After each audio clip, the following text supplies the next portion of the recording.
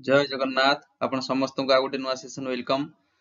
देखंतु आजिर सेशन ने आमे डिस्कशन करिबा जे हाई कोर्ट रो जो केस पेंडिंग थिला ओवरेज पई तार आजिर हियरिंग तार रिजल्ट कोन आसिला, फिजिकल डेट केबे आसी पारे एवं अपकमिंग जो वैकेंसी रहिची आसीबा को जाउची ता विषय हम डिस्कशन करिबा।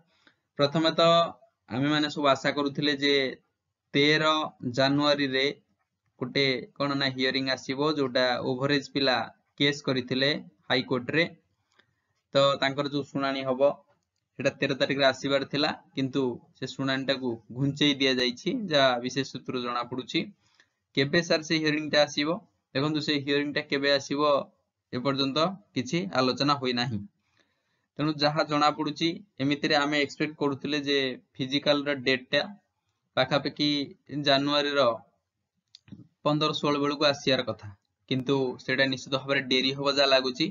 आपण माने एक्सपेक्ट करी चलंतु जे फेब्रुआरी रो फर्स्ट वीक हैला कि किंबा जनवरी रो लास्ट वीक आ भितरे आमे जा आशा करूछु फिजिकल डेट आपन आसी जिवो।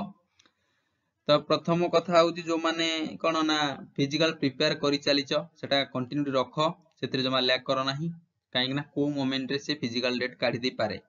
द्वितीय तो जो मानकर फिजिकल वीक अछंती भलो मार्क रखिचंती आंसर सीट आसला परे फिजिकल वीक अछंती सेमाना पई बहुत बड़ गोटे गोल्डन चांस अछि। आपण कहि परिबे जे गोल्डन चांस रो फायदा उठांतु, समय आपन को मिलुची निजुको एबेठु ही प्रिपेयर करि नियंतु, काहे कि ना आपनकर भलो मार्क अछि आ जदि आपण फिजिकल कर दोउचंती आपनकर फाइनल रो जो सिलेक्शन टा प्रोबेबिलिटी बहुत अधिक हो जाउची। ओके, तो से जा भी हो फिजिकल डेट टा आपण माने मानि चलन जे सेकेंड रे बा फर्स्ट वीक ऑफ फेब्रुआरी किंबा लास्ट वीक ऑफ जनवरी हम एटा धरि कि चालू छै, काहे ना हियरिंग टा जे आस परला नाही तो निष्पत्तिटा कोन होबो से पर्यंत भी ऑफिशियल कोनसी डिस्कशन नहीं पारे नाही। रिजल्ट कोन स्टे करा दिबो सर, देखंतु रिजल्ट स्टे होबार कोनसी प्रोबेबिलिटी देखा जाउ नाही हैला कि, तो आपण धरि रखंतु जे रिजल्ट स्टे होबार चांसेस ही नाही। तो ये थिला आपनकर ओएसएपी रो किछि नुवा अपडेट जोटे कि आज समस्त आशा करथिले आसीबार थिला किंतु आसिला नाही। तबे जहा भी हो निजु प्रिपेयर करंतु। पुणी से कथा आपण माने बारंबार कमेंट करछन जे सर कट ऑफ जीवो केते, देखंतु जदि कट ऑफ भुवनेश्वर छडा आपण मानकर पाखापेखी कोन यूआर कैटेगरी आ 55 रु 60 रखिचंती हैले, आपण प्रिपेयर करंतु आखि बुझी करी। से बेला जदि आपण एससी कैटेगरी बिलोंग करचंती आ आपनकर 55 भलिया अछि आपण प्रिपेयर करंतु। जदि आपण एसटी कैटेगरी बिलोंग करचंती आपनकर जदि 45 प्लस रहिछि ताले आपण एकदम सेफ जोन ने अछंती, निजको एबेठु ही प्रिपेयर करंतु। ओके, तो देखंतु जो माने कट ऑफ रेंज रो तळु को आसले सर एटा कोन फाइनल कट ऑफ रेंज, देखंतु ये कोनोसी फाइनल कट ऑफ रेंज नुह, कट ऑफ भ्यारी करि पारे। क्वेश्चन लेवल डिफिकल्ट थिला, सब बरे भी नेगेटिव मार्किंग रहउची, नॉर्मलाइजेशन आपनकर हबो हैला कि, तो कोन हबो ए कथा किछि केही कहि परियो नाही।